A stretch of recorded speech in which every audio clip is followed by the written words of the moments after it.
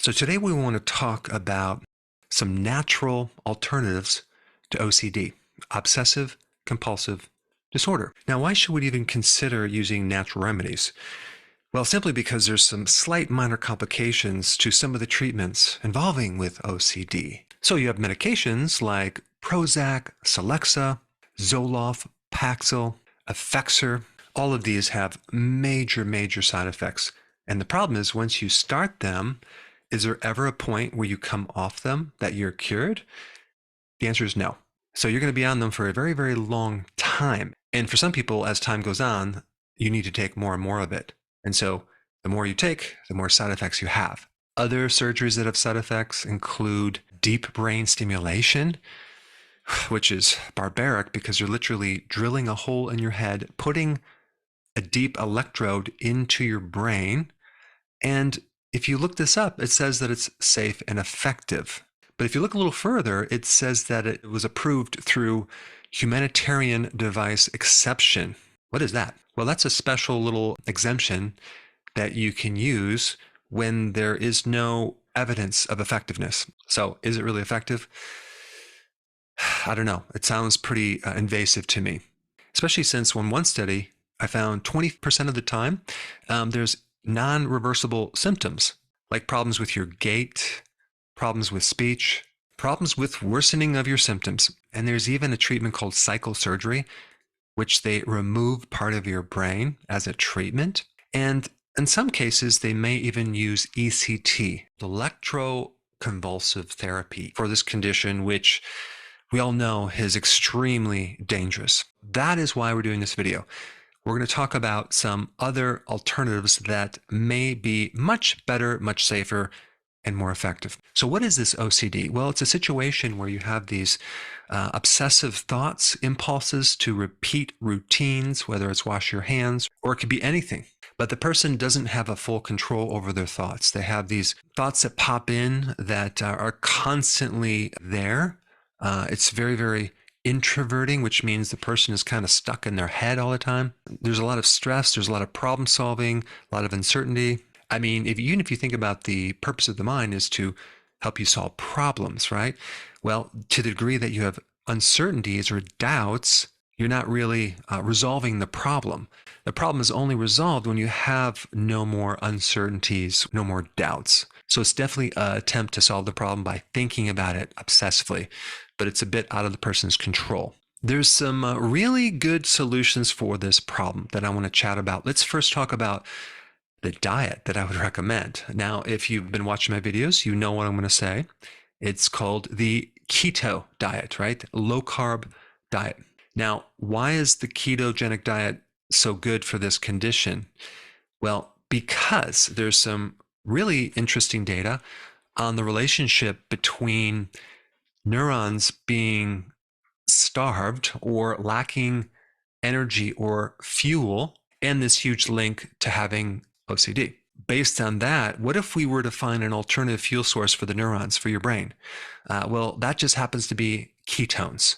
Ketones bypass damaged neurons and can feed the neurons directly without having to even use glucose as fuel. And so if you haven't tried the ketogenic diet, boy, I would try that as the first thing.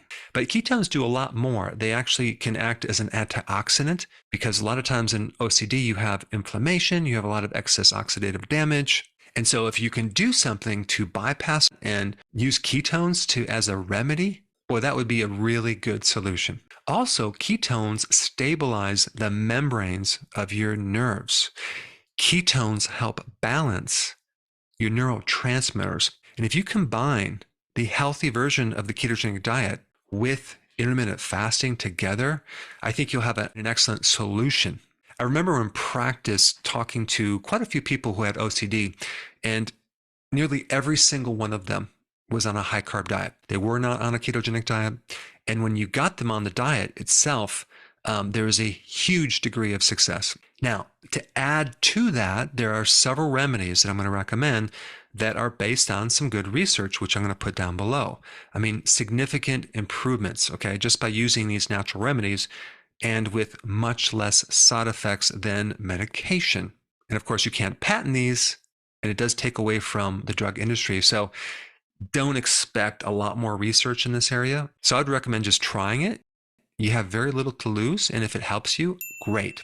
The first natural remedy I'm going to recommend is something called Myo-inositol, which is part of the B complex. And this remedy is also good with other things like PCOS, fertility problems, anxiety, even agoraphobia, okay, which is this fear of leaving your house. There's been a really good randomized, double-blinded control study on using Myo-inositol.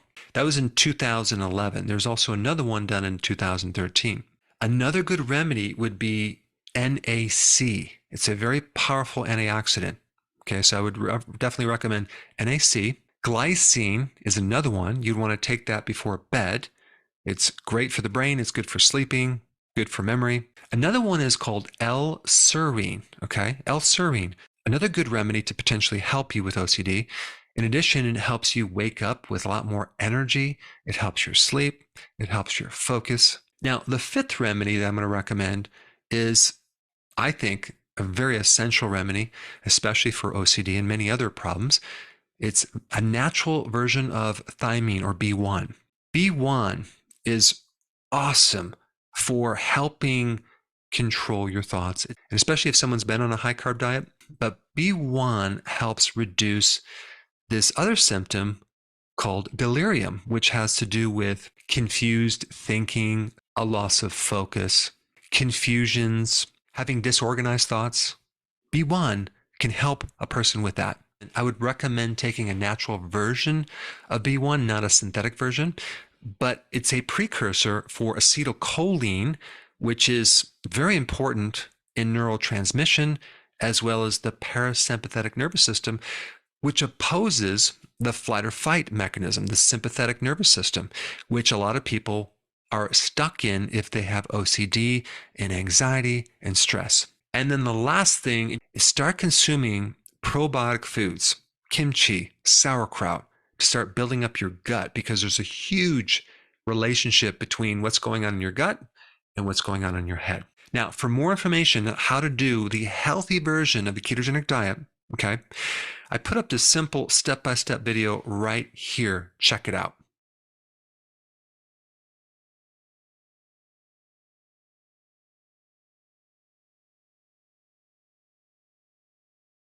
Hey, before you go, if you're benefiting from any of my content, I would love to hear about your success story. Please share it in the link down below.